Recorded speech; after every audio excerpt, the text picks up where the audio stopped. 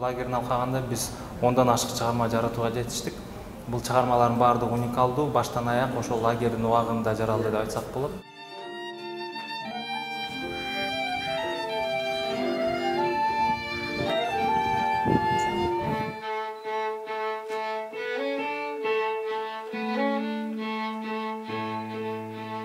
Жуманын ичинде көптөгөн жетиштиктерге жеттик, жаңы чыгармаларды жаздык. Таң калыштуу да чыгармаларды жаздык деп ойлосом, айтсам да болот.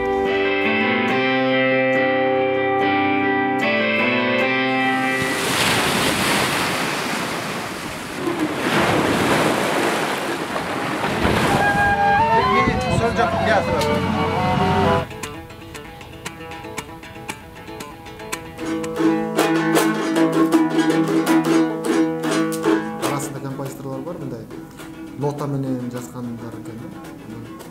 Анан тышкарыдагы, мисалы, музыканттар дагы бар. Бизде консерваториядагы башка инструмент аспаптарды ойногон, биздин улуттук аспаптардан тышкары Европанын аспаптарын ойногон музыканттар бар.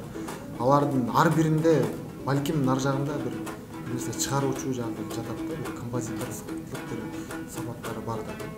Анан ошолор баарын аралаштырып, бир мындай бир издөө эмесинде болобу.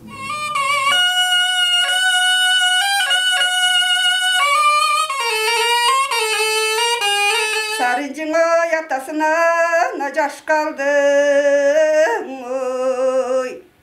Gülümün oy akça sanabay, katığın ay bir çöntөгün boş kaldı.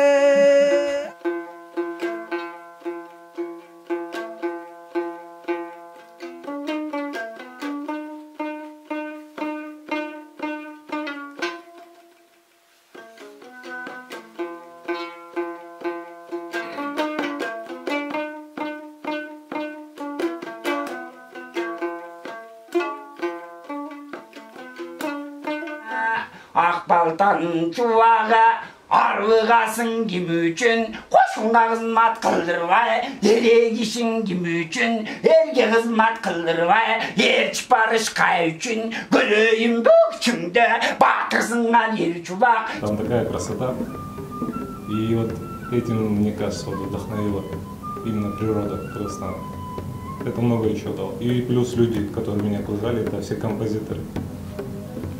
И ну, для меня и вот для ребят то же самое. Вот мы сколько вот с Ширковым, с Темирланом, да, в ансамбле играем, заново друг друга открыли. И исполнение, и вообще подача музыки, и вообще сама музыка, там все новое было. Все заново открыли, как второе дыхание.